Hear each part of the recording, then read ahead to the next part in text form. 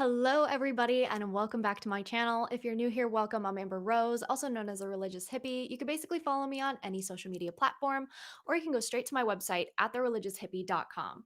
So today's live stream was kind of last minute, but yesterday when I was visiting my dad in the hospital, I was watching the news with him a little bit and I saw that the DNC is going on in Chicago right now. And I was like, oh my goodness, this is awful because they have vasectomies and abortions going on for free, which is awful. They're chemical abortions.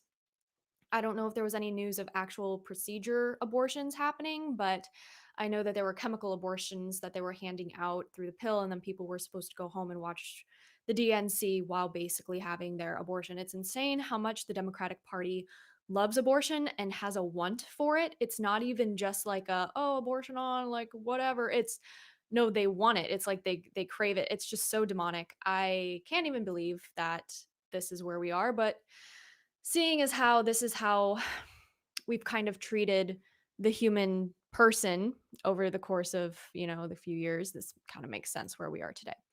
So anyways, we'll get into that a little bit in a little bit. But first, I wanted to update you guys on some stuff. So I officially started gardening.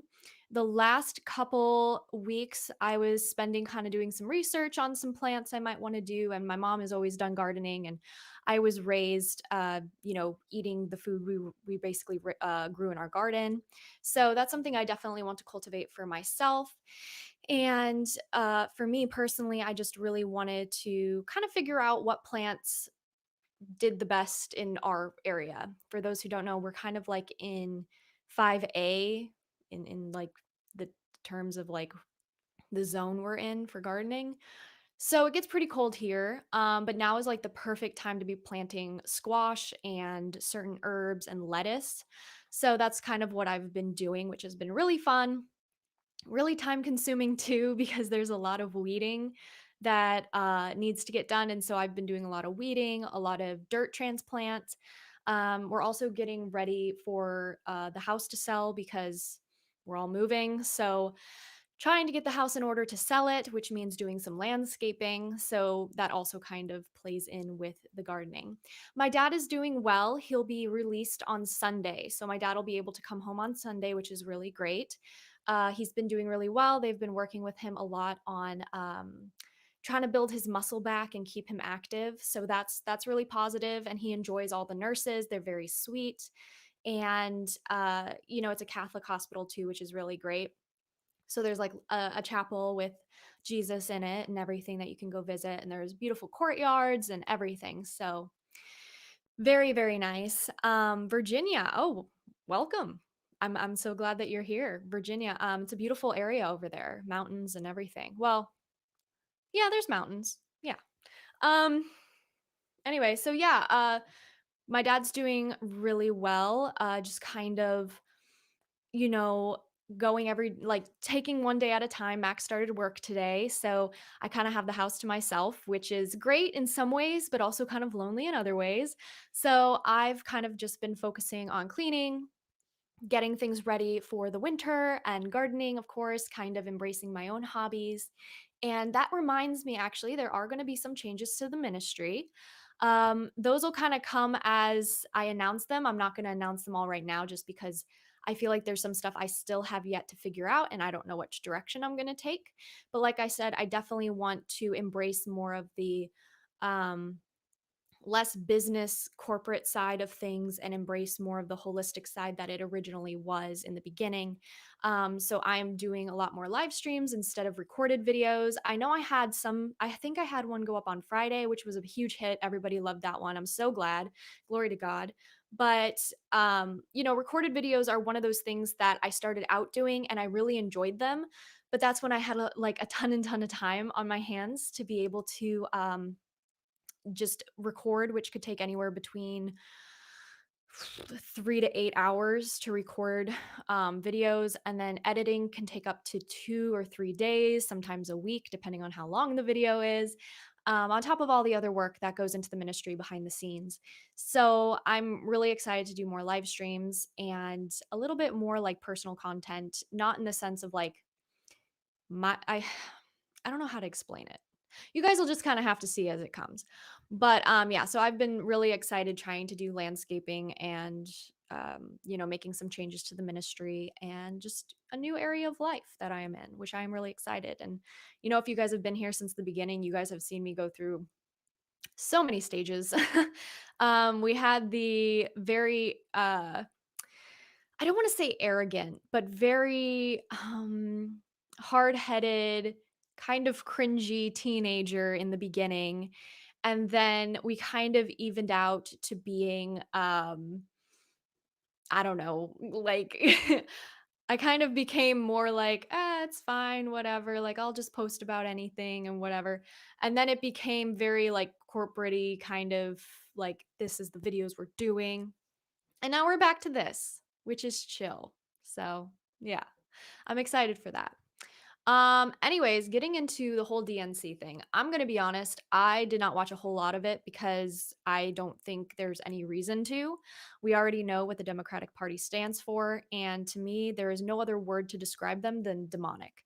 The fact that they still do not do, but the fact that they glorify and have abortion on demand, it's so insidious. I can't even really put it into words how horrible that truly is. It's a cry out to heaven. And I have no doubt that there will be repercussions because you can't do something so evil and God not punish you for it or in some way send some sort of chastisement.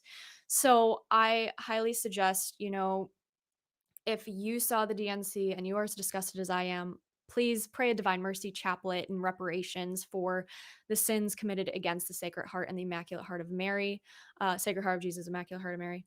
And, just do penance. Honestly, we need more people to pray and do penance. There's not enough people to do that.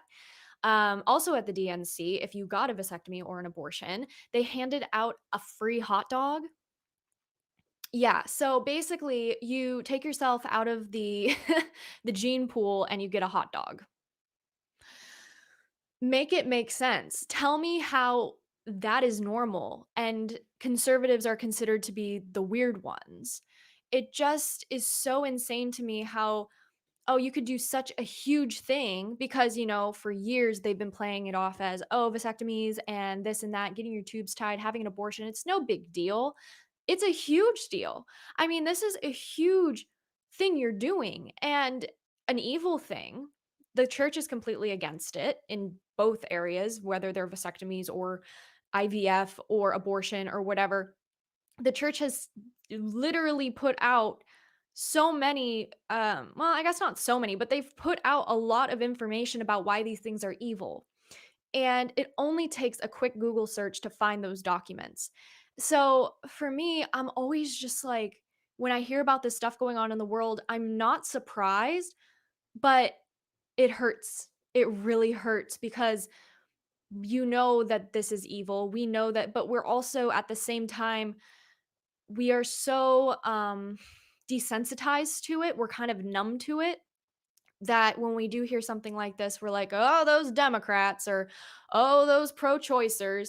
But no, they're doing a real evil and it won't go unpunished. And so I think we definitely need to pray, do reparations, and just pray for mercy, pray for forgiveness, because I do pray for these people's souls. A lot of people think that they're um, a lost cause. They're like, "Oh, why would you even pray for them? Like they're a lost cause." They're the ones who are in most need of our prayers because they're damning themselves to hell, and that is I don't want any of them to go to hell. And I know that some people are like, "What?" It's like I wouldn't wish that on my worst enemy. The best case scenario is they all repent, they all become practicing Catholics, they all start living a good Catholic life. Now, the likeliness of that, I don't know, but ugh, it's just really, really hard thinking about anyone being damned to hell. And I definitely think we all need to pray.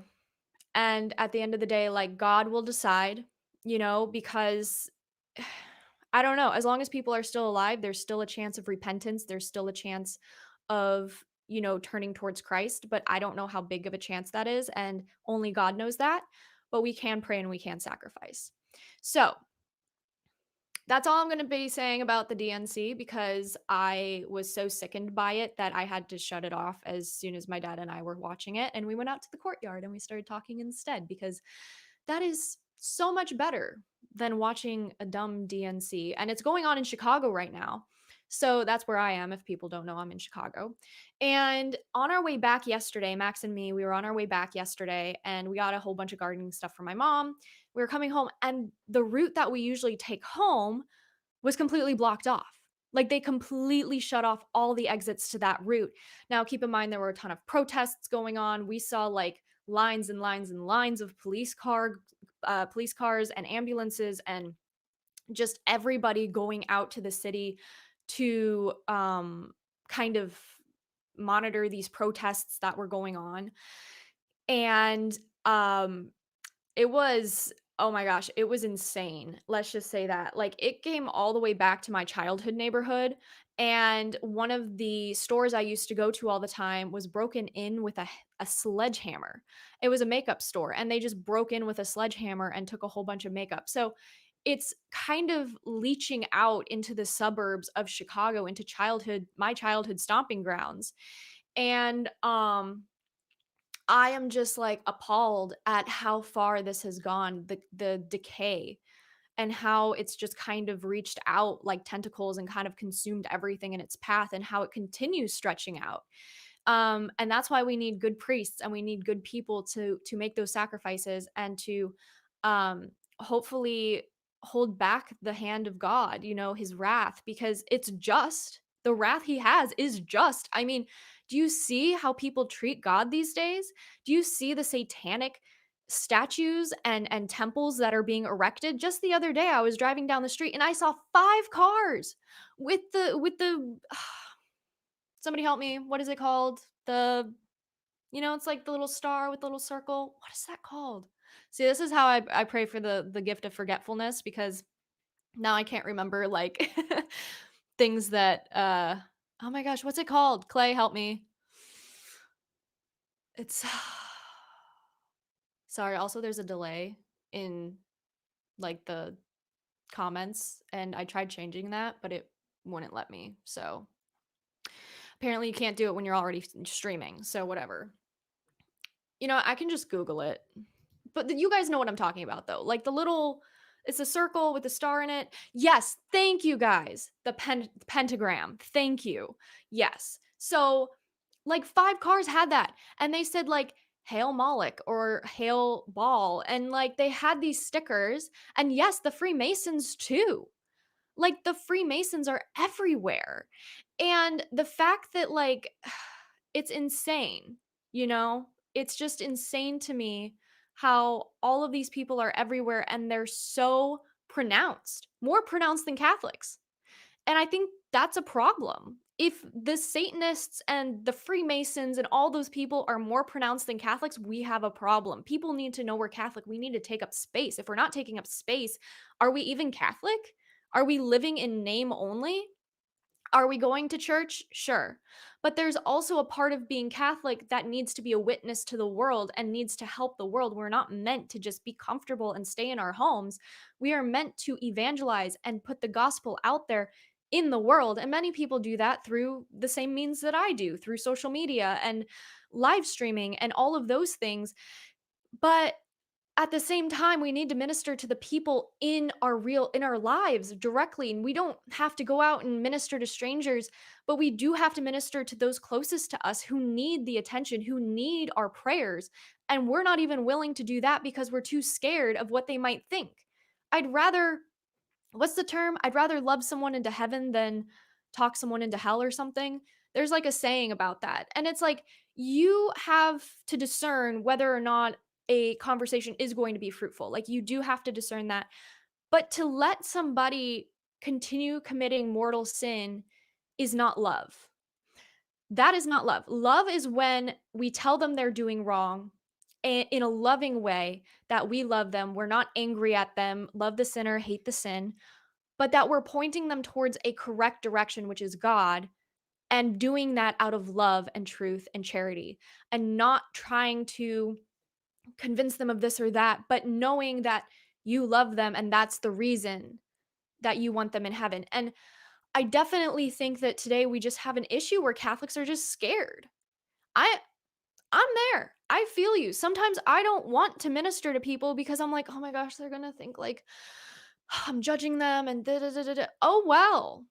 I'm sorry, but if I can tell somebody something in a loving, charitable way and they can marinate on that and maybe feel some conviction and maybe it'll change the way that they live, maybe not right away, but maybe 20 years from now, they think of that moment and they think, you know what?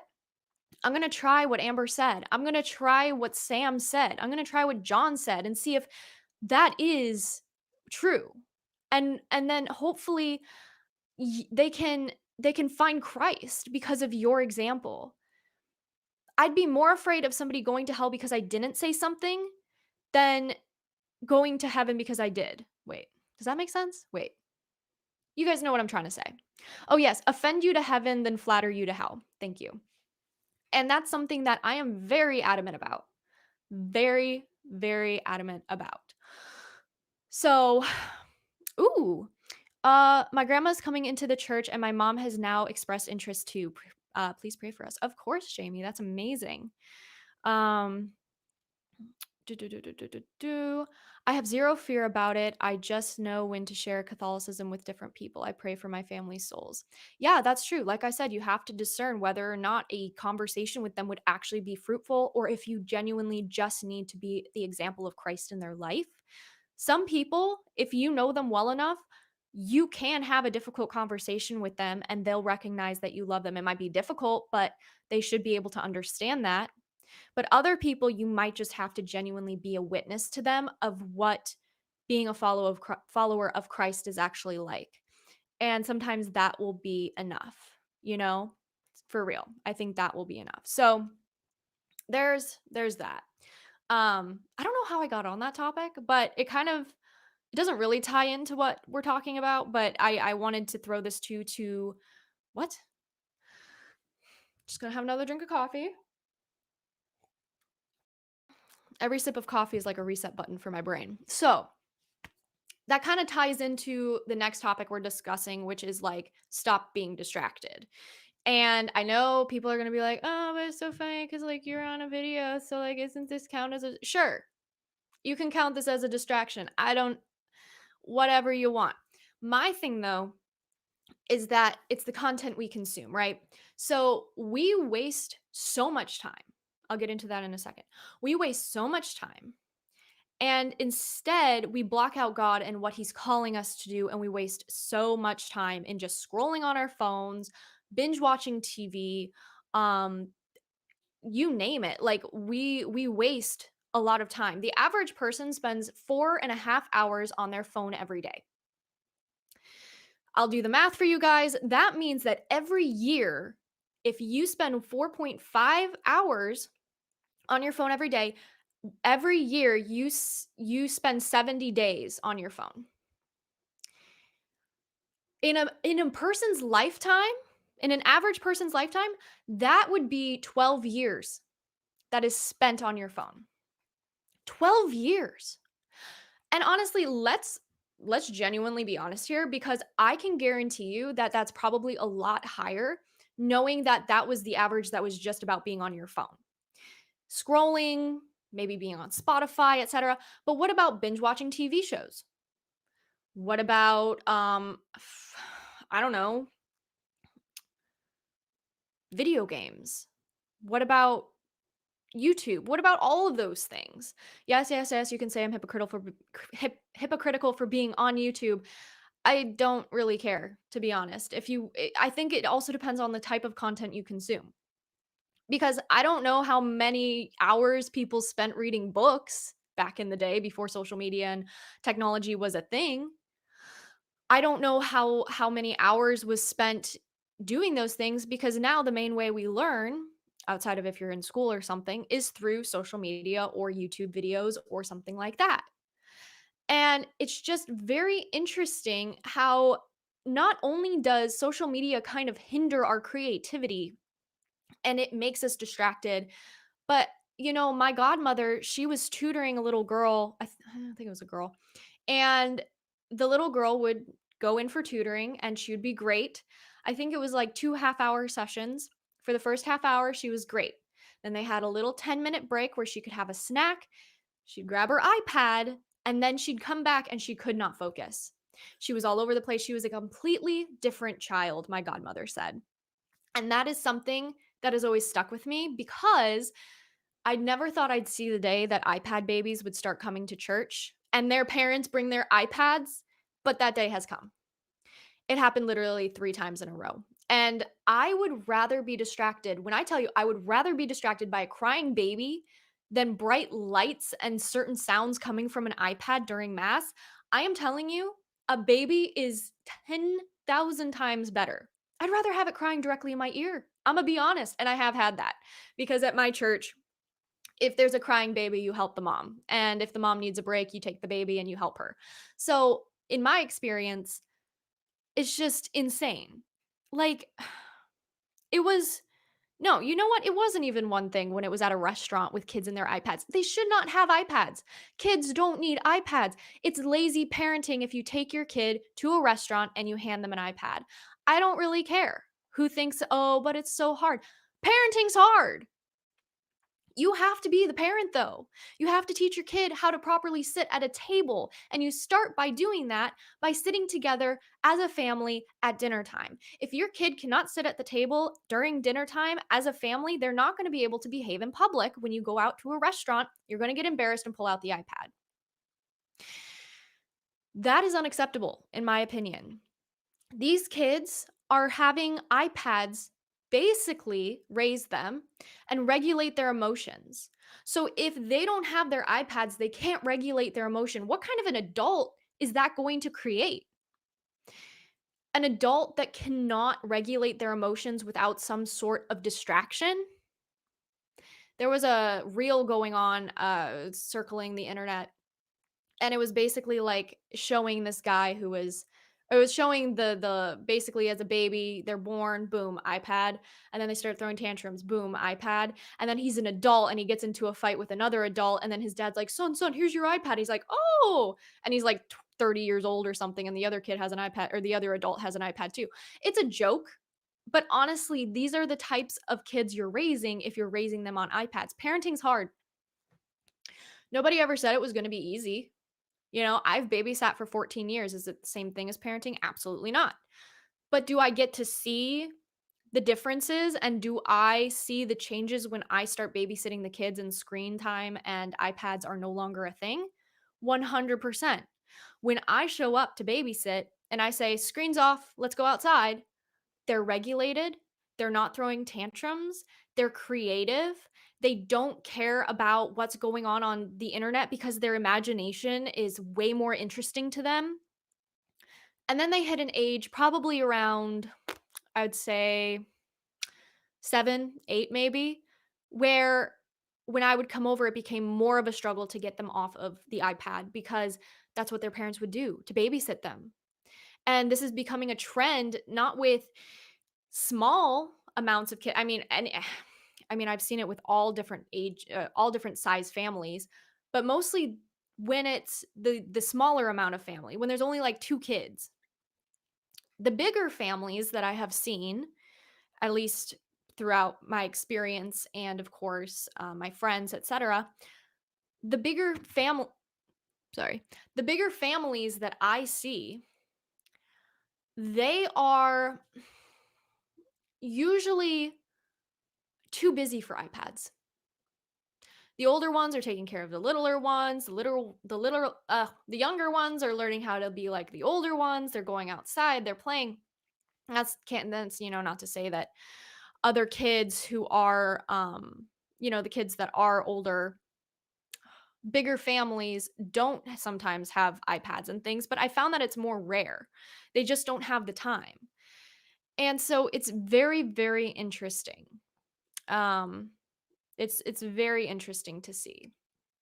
And it really breaks my heart when I go to mass or a restaurant or anywhere and I see kids who are handed their parents' phone because their parents don't want to have to babysit them or teach them how to be a proper adult who are trying to raise proper adults and learn how to exist in society and how to be bored. Like, it's very, very interesting. When I was little, my parents, I mean, I was bouncing off the walls. I'm gonna be honest. I was one of those crazy kids that just had endless energy. And you know what? That's fine. Some kids are like that, and I was definitely like that. I talked a lot. I wanted to constantly be doing something. And so my dad would have me bring sometimes like two race cars to a restaurant, like the little miniature little wheeler, Hot Wheels or whatever. That was my entertainment. Other times they gave us like coloring pages and stuff as kids, and we would have to color the pages.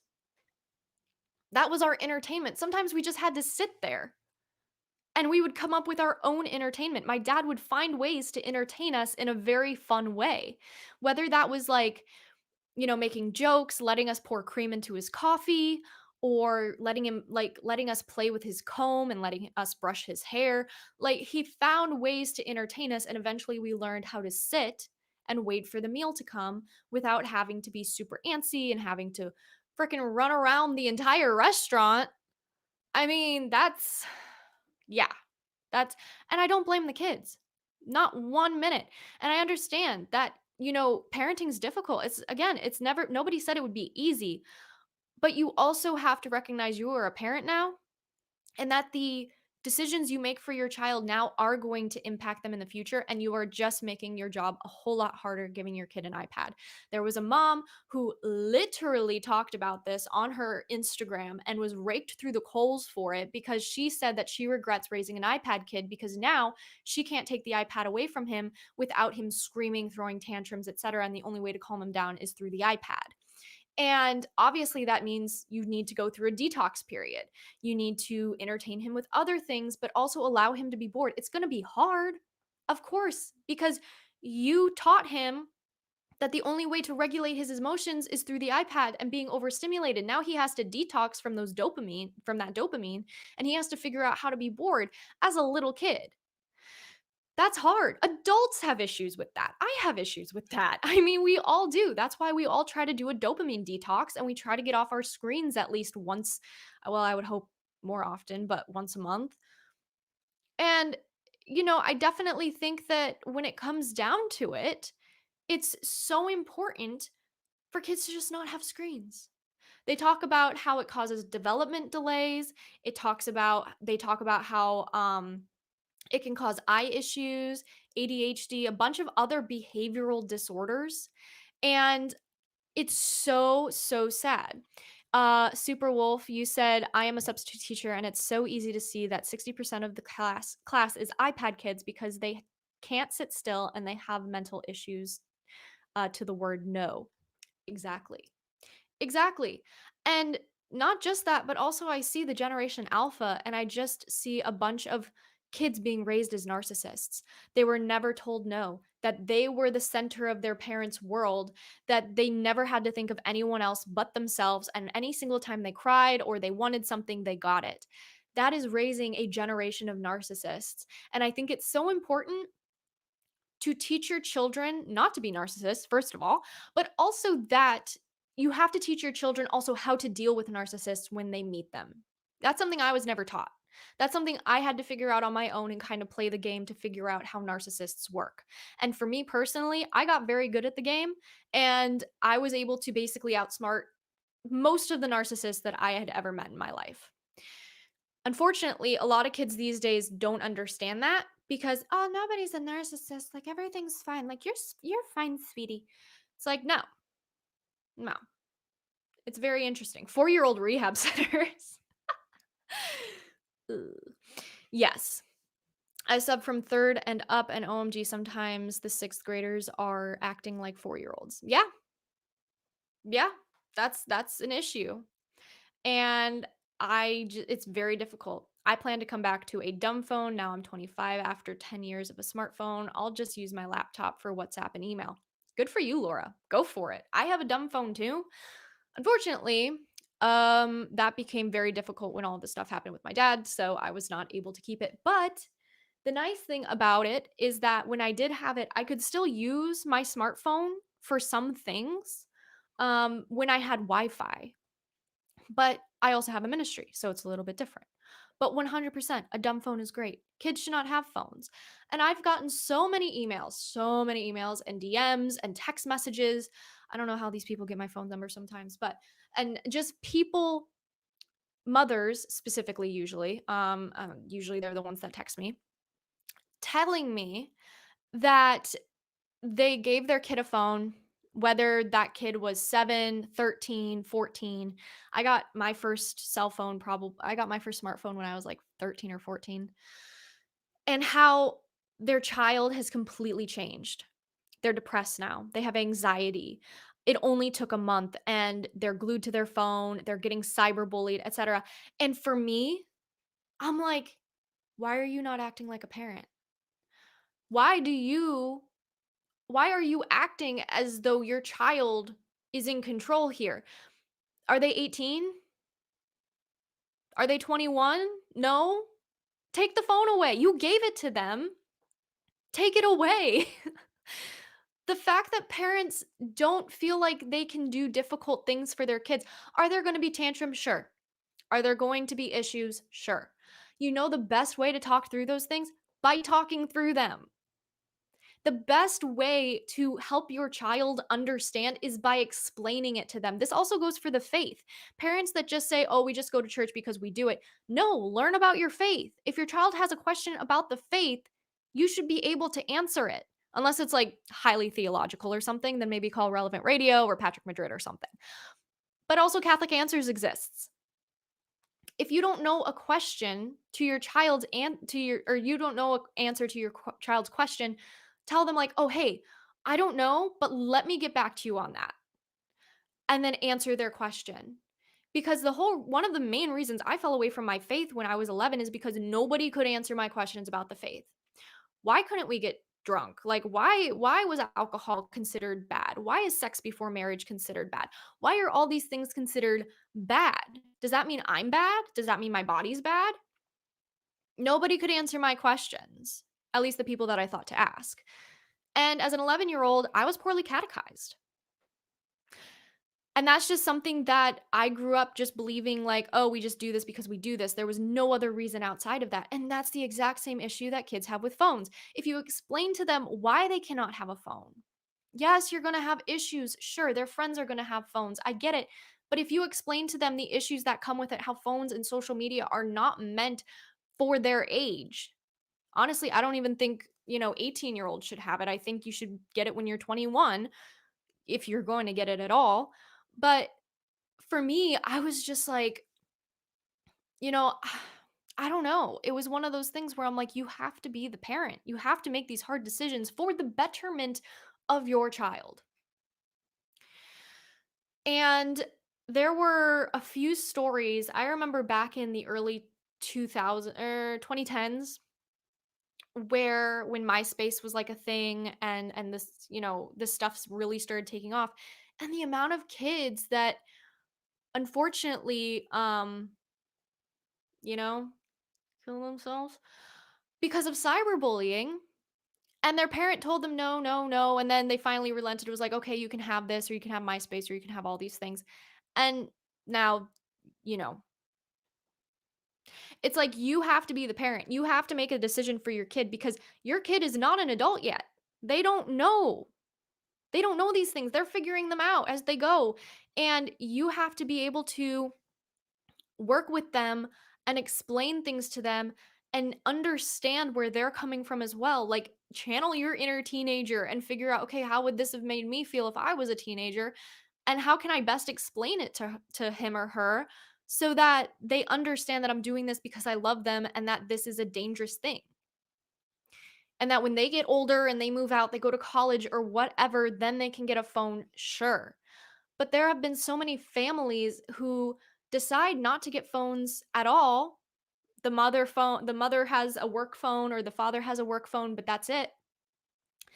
And they're able to be a happy family and they're together and they're having these difficult conversations with their teenagers because their teenagers' friends are now, getting phones and everything like that. And that was like the beginning of high school. That's usually when kids get phones, right? 13 or 14. And um And the mother was saying how she had to have these difficult conversations with them, and how, phones can cause depression and it causes people to change, and it's not really a place for kids. And they started understanding what the mother was saying once they saw their friends change. Depression, anxiety, body dysmorphia, eating disorders, everything was on the rise because all of their friends suddenly got social media, and overnight, basically, their friends became completely different people. And then they understood it and they never questioned it. Now, I'm not saying all kids are going to be like that. Those are some really cool kids, but it's very interesting to see. I remember going to CCD and going to church like, why am I here? What's the point? OMG, it's more school. And now I'm like, OMG, I agree with you. Yeah. We all go through those phases, we really do. And it's really difficult. Um, Terrible. Oh, you know what? I can just show these up here. Terrible female mental health is because of social media. It all took off in the 2012. Those girls saw bodies they could never have, but our society refused to make them follow rules because it upsets them. I mean, I understand what you mean 100%, because at that time, like the Paris Hilton body, and remember they were like skin and bones. Skin and bones. It was insane, you know? Trying to be your child's buddy is trading the truth for God and for the is trading the truth of God for the lie. Parent is a noun and a verb. Be one, do the other. 100%. I love that. Be one, do the other. That's great. I'm seeing girls younger and younger wearing less and less, and it's making me incredibly upset. There's no way they are liberated. Mhm. Facts. In reality, most of the girls I know, when I ask them, I'm like, unjudgmentally, I'm like, "Oh, why are you wearing that outfit?" They usually say like, "Oh, it's trendy or something." And I'm like, "Is it comfortable?" And they go, "No." And I'm like, "Mhm. You can be comfortable." I don't know who needs to hear that, but it's like, you don't have to wear these things. And honestly, wearing these things just make you look like everyone else. Do you really want to be a cookie cutter person like everybody else? Like, I don't know any every teenager is trying to be their own unique them. They don't want to be they want to be different. They want to be cool. And yet they follow the exact same trends and they all look alike and they all get the same stuff. Hang on. Had to wet the whistle. Especially when it comes down to the most common thing now, which is filler. Do you guys remember that whole thing? It was going on since like, gosh, I don't know. It was probably started by the Kardashians. That's usually where all of these horrible trends start. And it was started, probably in the early 2010s, getting lip filler. And it was something that only like celebrities could get because it was so expensive. And that's my Jennifer Coolidge voice. So expensive. Um, but now everybody did it like it was a weekly, shop to the grocery store. Like everybody was like, it's just my routine, like getting your nails done. It's not like getting your nails done. It is a medical procedure. And now people are realizing that the filler doesn't get dissolved. That was a new thing that came out where the filler doesn't dissolve. It stays in your face. It just spreads out. And you can't actually get rid of the filler. And that's something that young girls are realizing, and that's why they get the puffy cheeks and everything. Because what happens is the filler is clogging their lymph nodes, which is the drainage and everything. And so that's why you get the pillow face. Because your adrenals can't drain properly. The fluid in your face cannot drain properly. So it's messing with all of that. That's why you look so puffy. And it's just so interesting to me how women will go so far to change their appearance, and then they realize that they've done it and then they can't undo it because shocker, the medical industry lied to them that, oh no, it's 100% dissolvable, and then they find out it isn't. We should just learn not to trust the medical industry. You're injecting yourself with literal poison, and you expect your body to just be okay? No. I mean, you see the videos of the women literally massaging their filler back into place because it's spread out across their face because it migrates. It never goes away. And so many people, young people, my age, younger, 16, 17-year-old, were getting lip filler because they saw it on social media and their parents allowed it. You have to have parental consent to do something like that. And their parents gave consent to let their kids get filler. Like, what? Mm-mm-mm. What are we gonna do? Hmm? What are we gonna do? Because this is chaotic. I feel so bad for the kids. I really do because they are the next generation. And, I know some that are being raised really, really well, but a majority is not. Because it's the ones that you hear about the most are the ones who are on the news constantly, or the Sephora 10-year-olds, or I don't even know. And, when I was a kid, I wasn't even allowed to put on like the lip glosses because they had red 40 in them, and I'm allergic to red 40. So to me, makeup was plucking a few dandelions and rubbing it on my face. That was my makeup. And if I was lucky, sometimes my mom would let me have a little bit of lipstick, you know? But it's just very, very interesting. Ooh, wait, what is this? What? Adrenal cocktail filters out the glands. Orange juice, coconut water, sea salt, and cream of tartar. What does cream of tartar do? That sounds gross. Is that gross? Does it taste weird? I mean, I'll do it.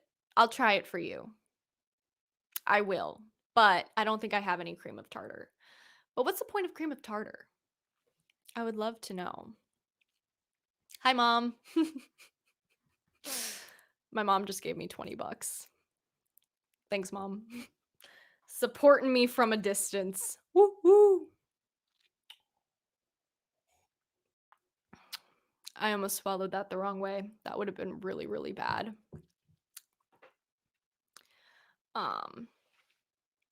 It tastes salty and chalky. Ew.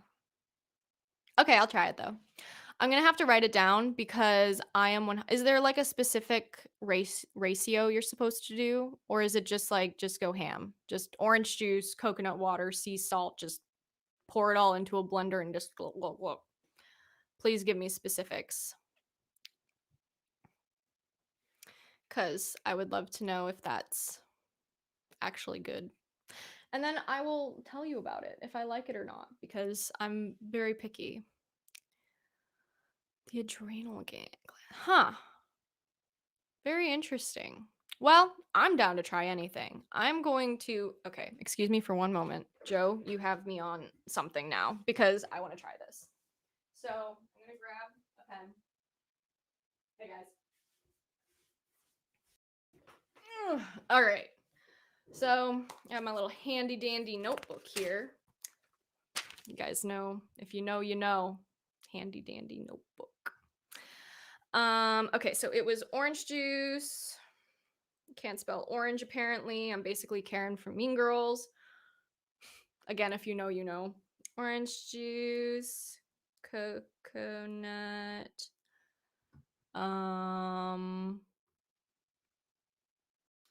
coconut water, sea salt, and cream of tartar.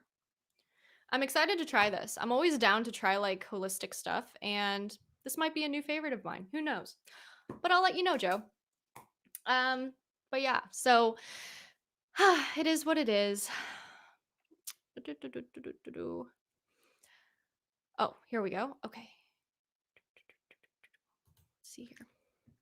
Hi, I've been looking into Catholicism, and one thing I've noticed in my area, they don't have a young adult community or Bible study. Do you think a community will help them from straying? I think so. I mean, community is so important. We are social creatures. We are not meant to be alone. Whole reason why Eve was created. So I definitely think that having I definitely think that having a social community is very important, and it could definitely help people from straying away. Now, it should still be educational. And then maybe have like some events, maybe a bonfire or something. If you are willing to, start a group like that, I'm sure there are other people in your area who are probably thinking like, where's my community? I need my community, especially in the UK right now. So yeah, I don't know. I don't know what the rules are in the UK anymore. I heard that there's some crazy stuff going on about them like arresting people for saying stuff. I don't know. So be safe, but I definitely think that community could help keep the community together, or Catholic. 100%. Uh